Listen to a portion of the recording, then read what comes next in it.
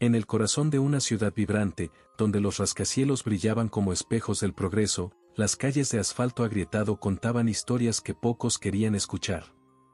Ahí, entre el rugido de los motores y el olor a humo mezclado con el pan caliente de las panaderías, Ana Clara, una niña de apenas 13 años, cargaba en los hombros el peso de ser invisible. Su piel negra resplandecía bajo el sol abrasador, pero sus ojos, grandes y profundos, parecían guardar un secreto que el mundo aún no estaba listo para ver. Ana vivía en los márgenes de la sociedad, en un rincón olvidado de una colonia donde la basura se acumulaba más rápido que las promesas de los políticos.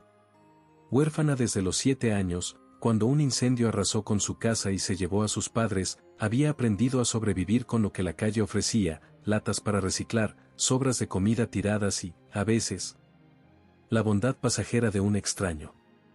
Pero Ana no era solo una sobreviviente. Había algo en ella, una chispa que ni el hambre ni el desprecio podían apagar. Su abuela, Doña María, antes de morir, le había enseñado secretos antiguos, hierbas que curaban, palabras que calmaban el alma y una fe que movía montañas. Tú eres especial, Ana, le decía su abuela con voz ronca pero firme. El mundo va a intentar borrarte, pero tu luz es más fuerte que la oscuridad. Ese día, el cielo estaba gris, como si la ciudad estuviera de luto. Ana caminaba por las calles del centro, con una bolsa de plástico vieja colgada al hombro, donde guardaba latas aplastadas y un pedazo de pan duro que había encontrado en el basurero de un restaurante fancy. Su ropa, remendada y descolorida, contrastaba con los trajes impecables y los tacones altos que pasaban a su lado. Para los transeúntes, Ana era solo un borrón, una sombra que no merecía una segunda mirada. Ya estaba acostumbrada. Pero esa mañana, algo la hizo detenerse. Un pajarito, con el ala rota, piaba desesperado en la banqueta, mientras pies apurados casi lo aplastaban. Ana se agachó, ignorando las miradas de desprecio, y con manos cuidadosas envolvió al pájaro en un pedazo de tela que arrancó de su propia falda. Tranquilo, pequeño. Te voy a ayudar, susurró, como si el pájaro pudiera entenderla. Con delicadeza, usó una ramita para inmovilizar el ala y puso al animalito en una caja de cartón abandonada. Mientras trabajaba, una mujer de mediana edad, con un abrigo caro, se detuvo un momento. ¿Por qué pierdes el tiempo con eso, niña? Ese bicho se va a morir de todos modos, dijo, con un tono que mezclaba lástima y superioridad. Ana levantó la mirada, pero no respondió. Solo siguió con su tarea, como si esas palabras fueran solo otro viento frío de la ciudad. A unas cuadras de ahí, en una torre de cristal que parecía rozar el cielo, Ricardo Montenegro, un hombre de 48 años, estaba sentado en su oficina en la cima del mundo. Dueño de una de las constructoras más grandes del país, Ricardo era la imagen del éxito, carros de lujo, una mansión que parecía palacio y un nombre que abría cualquier puerta. Pero detrás de los trajes caros y la sonrisa ensayada, había una herida que ningún dinero podía sanar. Su hija, Clara, de solo 9 años, vivía en una silla de ruedas desde un accidente de coche 3 años atrás. El mismo accidente que se llevó a su esposa, Laura, y dejó a Ricardo con un vacío que intentaba llenar con trabajo y poder. Esa mañana, Ricardo estaba en el hospital privado donde Clara pasaba la mayor parte de sus días. Los mejores doctores del país habían sido contratados, pero las palabras siempre eran las mismas: no hay nada más que hacer. Él sostenía la mano de su hija, que miraba por la ventana con ojos lejanos, como si buscara algo que el mundo le había robado. Vamos a buscar otro especialista, Clara. Te lo prometo, dijo Ricardo, con la voz quebrada. Pero en el fondo, sabía que estaba peleando contra lo imposible. Su arrogancia, que lo hacía tratar a los empleados como objetos y despreciar a cualquiera que no estuviera a su altura, era lo único que lo mantenía en pie.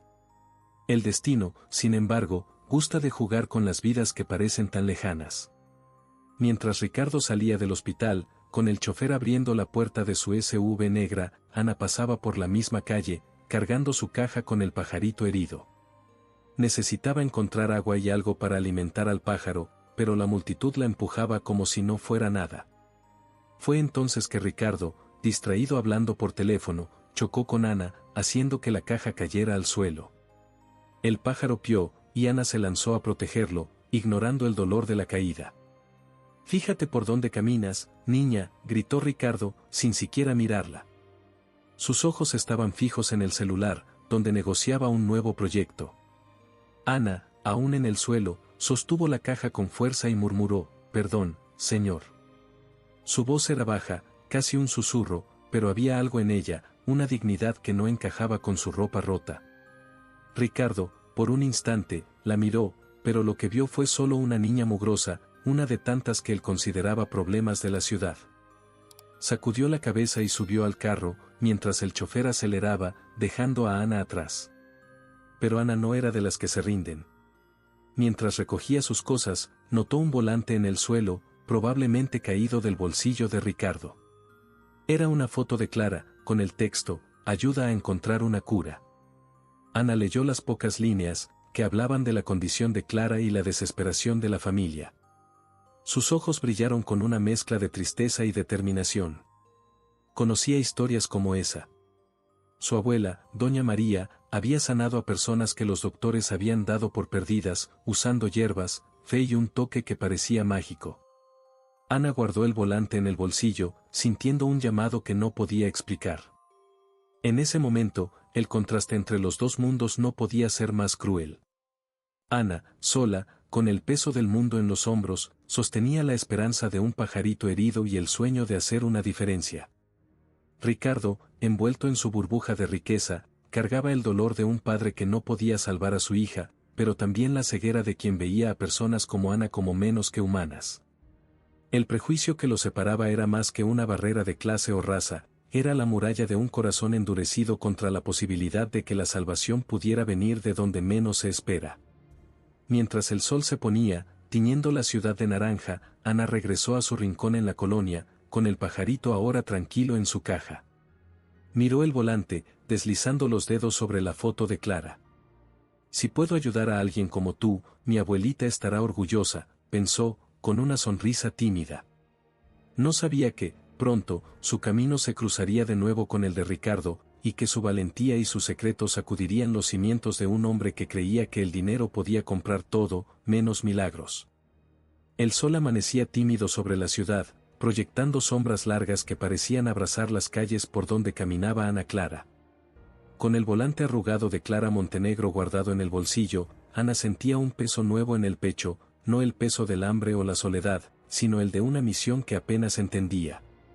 La imagen de la niña en la silla de ruedas, con ojos tan tristes como los suyos, no se le quitaba de la cabeza. Sabía que necesitaba encontrar a Ricardo Montenegro otra vez, pero ¿cómo podría una niña de la calle, sin nombre ni voz, llegar hasta un hombre que vivía en un mundo tan lejano? En la colonia, Ana pasó la mañana cuidando del pajarito que había rescatado. Mezcló agua con migajas de pan duro, alimentándolo con una paciencia que contrastaba con la prisa del mundo a su alrededor. Mientras trabajaba, sus pensamientos regresaban a las enseñanzas de su abuela, doña María. Las hierbas curan el cuerpo, Ana, pero es la fe la que cura el alma, decía su abuela mientras molía hojas de guaco y ruda en un mortero de madera. Ana aún llevaba una bolsita de tela con algunas de esas hierbas, un regalo de doña María que guardaba como un tesoro. Tal vez, pensaba Ana, esas hierbas, o la fe que las acompañaba, fueran la clave para ayudar a Clara. Mientras tanto, en la torre de cristal que era el imperio de Ricardo Montenegro, el día comenzaba con la misma tensión de siempre. Ricardo estaba en una reunión con inversionistas, pero su mente estaba en el hospital, con Clara. La noche anterior había sido marcada por otra crisis de su hija, que lloró de dolor y frustración. Los doctores, con sus batas impecables y términos técnicos, solo repetían que la parálisis era irreversible.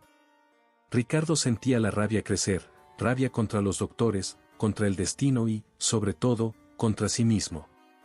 Se culpaba por el accidente que se llevó a su esposa y dejó a Clara en esa silla, pero esa culpa solo lo hacía más duro, más distante de cualquiera que cruzara su camino. El destino, sin embargo, tiene formas de entrelazar vidas que parecen destinadas a nunca tocarse. Esa tarde, Ricardo decidió visitar a Clara en el hospital antes de un viaje de negocios. Salió de su oficina en una SUV negra reluciente, con el chofer esquivando el tráfico caótico del centro. Fue entonces que, en una esquina cerca del hospital, Ana lo vio. No estaba ahí por casualidad, sino por una determinación casi sobrenatural. Durante días, había rondado el hospital, preguntando a vendedores ambulantes y trabajadores de limpieza sobre el hombre rico con la hija enferma. Cuando vio el carro de Ricardo, su corazón se aceleró. Era ahora o nunca. Ana corrió hasta el semáforo, sosteniendo la bolsa de latas y el volante arrugado. Señor Montenegro, gritó, su voz fina cortando el ruido de los motores. Ricardo, en el asiento trasero, miró por la ventana con molestia. ¿Qué es esto ahora?, murmuró, mientras el chofer bajaba la ventana. Ana, jadeando, pegó el volante contra el vidrio. Se lo de su hija, señor. Puedo ayudar a Clara, puedo hacer que camine. El silencio que siguió fue roto solo por el claxon de fondo. Ricardo frunció el ceño, mirando a Ana como si fuera una broma de mal gusto. Tú, una niña de la calle, dijo, con una risa seca que ocultaba su dolor. No sabes de qué hablas, quítate. El chofer comenzó a subir la ventana, pero Ana, con una valentía que ni ella sabía de dónde venía, golpeó el vidrio. Sé lo que es perderlo todo, señor. Pero también sé que hay cosas que los doctores no entienden, déjeme intentarlo. Ricardo dudó por un instante. Algo en la voz de Ana, quizá la sinceridad cruda, quizá la audacia de una niña desafiando su autoridad, lo hizo detenerse. Pero la arrogancia ganó. ¿Crees que puedes hacer lo que los mejores doctores del país no han logrado? No me hagas perder el tiempo, respondió, haciendo una seña al chofer para que acelerara. El carro arrancó, dejando a Ana en medio de la calle, con los ojos llorosos, pero sin dejar caer una lágrima. Apretó el volante contra su pecho y susurró, te voy a demostrar, señor. Por Clara. En los días siguientes, Ana hizo de su misión llegar hasta Clara. Descubrió, platicando con una trabajadora de limpieza del hospital, que Clara pasaba las tardes en una sala de rehabilitación en el tercer piso. Pero entrar al hospital era como intentar colarse en un castillo. Los guardias, con sus uniformes impecables, parecían entrenados para echar a cualquiera que no perteneciera a ese mundo. Ana lo intentó varias veces, pero siempre la alejaban con frases como aquí no es tu lugar o regresa a la calle, niña. Cada rechazo dolía, pero también avivaba la chispa dentro de ella. Mientras tanto, Ricardo enfrentaba su propia batalla. Clara estaba empeorando. Los doctores sugirieron un nuevo tratamiento experimental, pero las posibilidades de éxito eran mínimas. Durante una visita, Clara, con voz débil, dijo algo que sacudió a Ricardo, papá, ya no quiero más doctores. Solo quiero sentir el viento en la cara otra vez. Esas palabras lo persiguieron, pero no sabía cómo ayudar. Su arrogancia, que siempre lo había protegido, ahora parecía una cárcel. Ana, sin embargo, no se rendía. En una noche lluviosa, vio una oportunidad. La trabajadora de limpieza que había conocido, doña Lucía, dejó una puerta trasera entreabierta mientras sacaba la basura. Ana, con el corazón latiendo fuerte, entró corriendo, escondiéndose en los pasillos oscuros del hospital. Llevaba su bolsita de hierbas y un pequeño collar de cuentas que su abuela decía que era un escudo contra el mal. Tras esquivar enfermeras y guardias, Ana llegó a la sala de Clara. La niña estaba sola, mirando por la ventana, con su silla de ruedas brillando bajo la luz tenue. Ana dudó, pero dio un paso adelante. Clara, llamó, casi en un susurro. Clara giró la cabeza, sorprendida, pero no asustada. ¿Quién eres?, preguntó, con una curiosidad que no había sentido en mucho tiempo. Ana sonrió, arrodillándose a su lado. Me llamo Ana. Vine porque creo que puedo ayudarte. Las dos comenzaron a platicar, y algo mágico pasó. Ana contó historias de la colonia, sobre el cielo estrellado que parecía más grande ahí, sobre el pajarito que había salvado, sobre su abuela que decía que el corazón puede mover el cuerpo. Clara, que rara vez sonreía, soltó una risa leve. Ana sacó el collar de cuentas y lo puso en el cuello de Clara. Esto es para darte fuerza, dijo. Clara tocó el collar, y por primera vez en meses, sus ojos brillaron con un hilo de esperanza. Pero el momento se interrumpió. Un guardia, alertado por una enfermera, entró a la sala y tomó a Ana del brazo. ¿Qué haces aquí, intrusa?, gritó, arrastrándola hacia afuera. Clara intentó protestar, pero su voz era demasiado débil. Ana, mientras la sacaban, miró a Clara y dijo, volveré, Clara, te lo prometo. Ricardo, que llegaba al hospital en ese momento, vio el alboroto y reconoció a Ana. Otra vez esa niña, exclamó, con una mezcla de enojo y curiosidad. ¿Qué quiere con mi hija? Mientras Ana era arrojada a la calle, bajo la lluvia que caía como lágrimas del cielo, Ricardo se quedó parado, mirándola desde la ventana del hospital. Algo en él, quizá el recuerdo de las palabras de Clara, quizá la insistencia de Ana, comenzó a resquebrajar su muralla de incredulidad. No lo sabía, pero ese encuentro estaba a punto de cambiarlo todo. Ana, empapada y lastimada, apretó la bolsa de hierbas y murmuró para sí misma, no voy a rendirme. Por Clara. Por la abuela. Por mí. La lluvia de la noche anterior había dejado charcos en las calles, reflejando las luces de la ciudad como espejos rotos. Para Ana Clara, esos charcos eran solo un obstáculo más en su camino. Después de ser expulsada del hospital, con el brazo adolorido y el corazón apretado, regresó a su rincón en la favela, donde el pajarito que había rescatado ahora piaba con más fuerza, como si la animara. Ana sabía que el tiempo estaba en su contra. Clara la necesitaba, y cada día que pasaba parecía apagar un poco más la esperanza que había visto en los ojos de la niña. Esa mañana, Ana abrió la pequeña bolsa de tela que llevaba, sacando las hierbas secas que su abuela, doña María, le había enseñado a usar. Había guaco para el dolor, ruda para protección y una mezcla especial de hojas que, según doña María, despertaba el cuerpo cuando el alma estaba lista. Ana no entendía del todo cómo funcionaba, pero confiaba en las palabras de su abuela, las hierbas son solo el camino, Ana. El verdadero remedio es la fe. Con manos temblorosas, molió las hojas en una piedra lisa, mezclándolas con agua de lluvia que había guardado en una botella.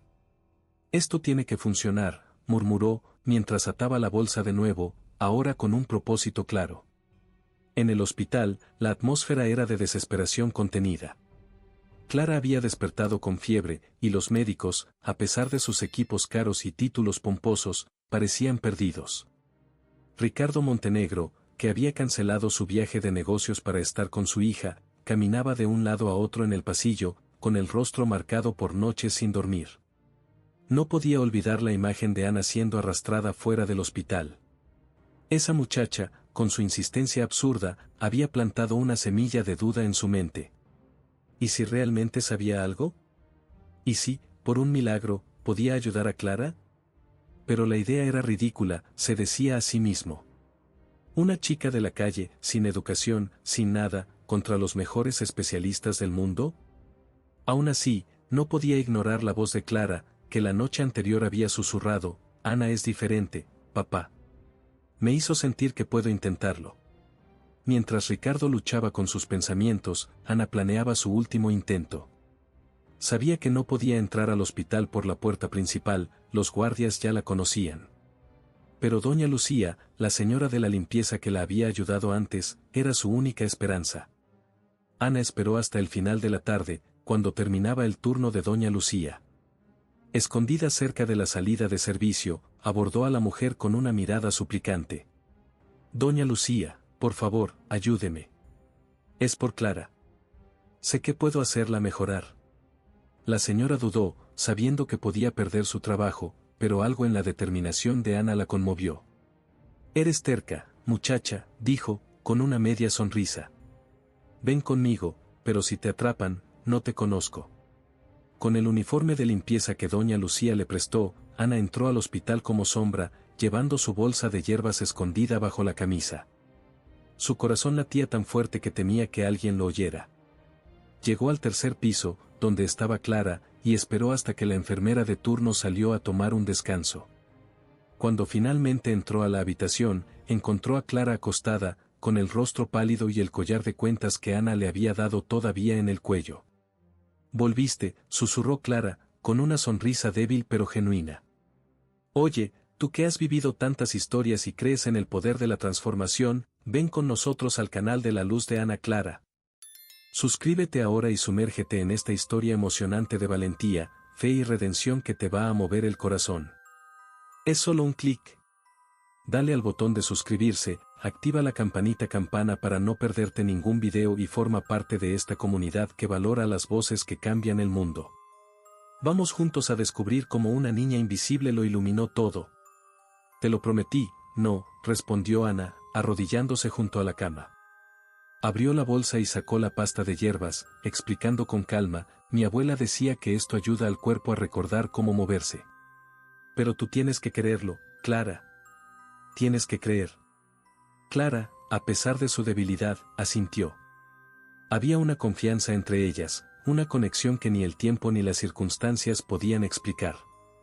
Ana comenzó a masajear las piernas de Clara con la pasta, cantando bajito una canción que su abuela usaba en sus rituales, una melodía suave, casi mágica, que parecía llenar la habitación de una energía distinta. Mientras Ana trabajaba, Ricardo entró a la habitación sin avisar, acompañado de un médico y una enfermera. Se detuvo en la puerta, atónito, al ver a Ana allí, con las manos en las piernas de su hija. «¿Qué estás haciendo?», gritó, avanzando para jalarla. Pero Clara, con una fuerza que nadie esperaba, sujetó el brazo de su papá. «Déjala, papá, por favor». Ricardo se quedó inmóvil, dividido entre la rabia y la desesperación. El médico, con una expresión de desprecio, comenzó a protestar: «Esto es una locura, esa muchacha está poniendo en riesgo a la paciente». Pero algo en la mirada de Clara, una determinación que no veía desde el accidente, hizo que Ricardo dudara. Ana, ignorando las voces a su alrededor, continuó.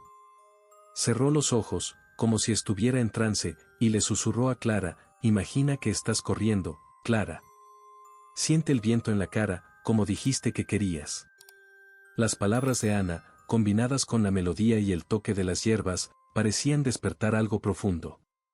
De repente, Clara soltó un suspiro largo, y los dedos de sus pies comenzaron a moverse. El movimiento era pequeño, casi imperceptible, pero el médico, que observaba con escepticismo, dejó caer su tabla. Esto no es posible», balbuceó. Ricardo, con los ojos muy abiertos, dio un paso adelante. «Clara», llamó, con la voz temblorosa. Ana, ahora con lágrimas corriendo por su rostro, tomó la mano de Clara y dijo: «Inténtalo, Clara. Solo un poco». Con un esfuerzo que parecía venir de algún lugar más allá de lo físico, Clara movió las piernas, primero una, luego la otra. Lentamente, apoyada en Ana, se levantó de la cama, con las piernas temblorosas, pero lo suficientemente firmes para dar un paso. La sala quedó en silencio, excepto por el sonido de un sollozo que escapó de Ricardo. Cayó de rodillas, cubriendo su rostro con las manos, mientras Clara, por primera vez en 3 años, se puso de pie.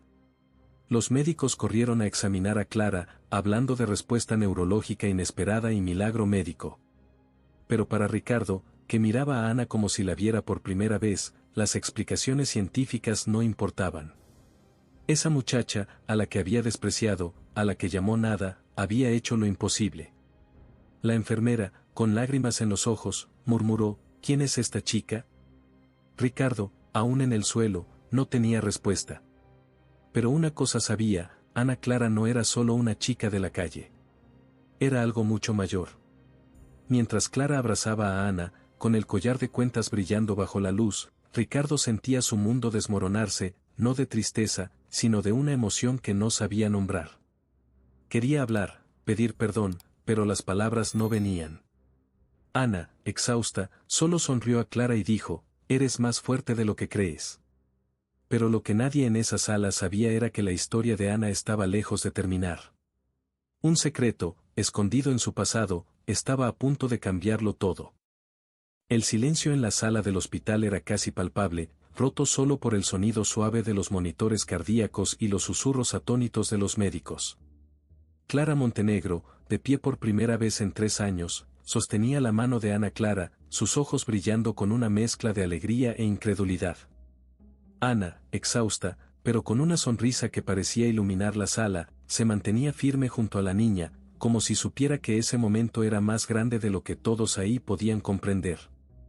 Ricardo Montenegro, aún de rodillas, miraba a Ana con una expresión que mezclaba gratitud, vergüenza y algo más, una curiosidad urgente.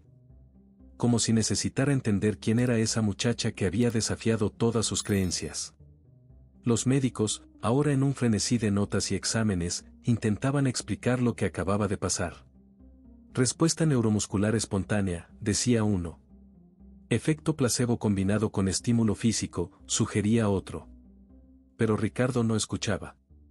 Sus ojos estaban fijos en Ana, que, a pesar de la victoria, parecía pequeña y vulnerable, con su ropa remendada y la bolsa de hierbas aún colgada en el hombro. Se levantó lentamente, limpiando las lágrimas que corrían por su rostro, y dio un paso hacia ella. ¿Quién eres?, preguntó, con la voz ronca, casi un susurro. Ana, por primera vez, desvió la mirada, como si la pregunta la tomara desprevenida. Antes de que pudiera responder, Clara, aún sosteniendo la mano de Ana, señaló el collar de cuentas que colgaba de su cuello, el mismo que Ana le había dado en su primer encuentro. «Papá, mira esto», dijo Clara, con una urgencia infantil. Ricardo frunció el ceño, acercándose. Las cuentas, coloridas y gastadas por el tiempo, le parecían familiares, pero no podía precisar por qué. Fue entonces cuando doña Lucía, la señora de la limpieza que había ayudado a Ana a entrar, dio un paso adelante, con los ojos muy abiertos. «Dios mío, ese collar», murmuró, cubriendo su boca. «Conozco esas cuentas. Eran de doña María, la curandera de la favela». El nombre doña María golpeó a Ricardo como un rayo. Tambaleó, apoyándose en la pared, mientras recuerdos que había enterrado hace años regresaban. Doña María, la mujer que, décadas atrás, había salvado a su madre de una enfermedad que los médicos habían dado por perdida. Ricardo era solo un niño entonces, pero recordaba la figura imponente de doña María, con su sonrisa amable y sus manos que parecían cargar magia. También recordaba cómo su familia, después de recibir la cura, le dio la espalda a doña María, ignorando sus súplicas de ayuda cuando la favela donde vivía fue desalojada para dar paso a uno de los primeros proyectos de su padre. «¿Tú, eres de su familia?», preguntó Ricardo, con la voz temblorosa. Ana, ahora con lágrimas en los ojos, asintió lentamente. «Doña María era mi abuela», dijo, con una simplicidad que cortaba como cuchillo. «Ella me enseñó todo lo que sé. Y me contó sobre una familia que ayudó, pero que nunca miró atrás». La sala quedó en un silencio absoluto. Los médicos, la enfermera, incluso Clara, todos sintieron el peso de esa revelación. Ricardo se desplomó en una silla, cubriendo su rostro con las manos. «Dios mío, ¿qué hice?», murmuró, mientras la verdad lo consumía. El giro era más profundo de lo que Ricardo podía imaginar. Ana continuó, con la voz firme a pesar de la emoción: «Mi abuela nunca guardó rencor. Decía que ayudar era lo que importaba, sin importar quién. Cuando vi el folleto de Clara, supe que tenía que intentarlo, aunque usted me odiara, aunque el mundo me viera como nada». Hizo una pausa, mirando a Clara, que ahora sostenía su collar con reverencia. «No lo hice por usted, señor. Lo hice por ella. Y por mi abuela». Ricardo, devastado, intentó hablar, pero las palabras se disolvían en sollozos. Pensaba en todas las veces que había despreciado a Ana, que la llamó chica de la calle, que la expulsó sin siquiera escucharla. Y ahora, ahí estaba ella, la nieta de la mujer que salvó a su madre, la muchacha que trajo a su hija de vuelta a la vida. La culpa era abrumadora, pero también había algo nuevo, una necesidad urgente de hacer las cosas bien. En los días siguientes, Ricardo ya no era el mismo hombre. Insistió en que Ana fuera examinada por médicos para asegurarse de que estaba bien tras los maltratos que había sufrido. Visitó la favela donde vivía Ana, por primera vez en décadas, y vio con sus propios ojos las condiciones que su empresa había ayudado a crear al desalojar comunidades como la de doña María. La arrogancia que lo había definido por tanto tiempo se derrumbaba, reemplazada por una humildad dolorosa, pero necesaria. Ricardo tomó una decisión que sorprendió a sus socios y a la prensa: creó la Fundación Clara Montenegro, dedicada a financiar tratamientos médicos para niños necesitados y a reconstruir comunidades como la de Ana. Insistió en que Ana fuera la primera beneficiaria, ofreciéndole una beca de estudios y un hogar seguro, pero Ana, con la sabiduría de su abuela, hizo una petición diferente. «Quiero que ayude a mi comunidad, señor. No solo a mí. Mi abuela decía que una persona sola no cambia el mundo, pero muchas juntas sí pueden. Clara, ahora dando sus primeros pasos con la ayuda de fisioterapeutas, se convirtió en la mayor defensora de Ana. Las dos niñas, tan diferentes en sus orígenes, pero tan unidas en sus almas, pasaban horas juntas, riendo y planeando el futuro. Clara, con el collar de cuentas siempre en el cuello, decía a todos que Ana era su heroína. Y Ricardo, que antes veía el mundo como una escalera donde solo los más fuertes subían, aprendió a ver la fuerza en los lugares más inesperados. Meses después, en un día soleado, Ana y Clara caminaban juntas por un parque, con Ricardo observando a pocos metros. La favela donde Ana creció ahora tenía una clínica comunitaria, financiada por la fundación, donde las hierbas de Doña María se usaban junto con medicamentos modernos. Ana, con un cuaderno nuevo donde anotaba sus sueños de convertirse en médica, sonreía a Clara, que corría torpemente por el césped. Ricardo, con lágrimas en los ojos, pensaba en Doña María, en Ana, y en cómo la vida le había enseñado la lección más dura de todas: nadie es demasiado pequeño para cambiar el mundo. Mientras el sol se ponía, tiñendo el cielo de naranja, Ana miró al horizonte y sintió la presencia de su abuela, como si estuviera ahí, sonriendo. La historia de Ana Clara no era solo sobre un milagro. Era sobre el coraje de ser vista, la fuerza de perdonar, y la certeza de que, incluso en las sombras, la luz de un alma puede iluminarlo todo. Y Ricardo, ahora un hombre transformado, sabía que nunca más ignoraría una voz, por más débil que pareciera, porque ahí, en esa muchacha negra que alguna vez despreció, había encontrado la redención.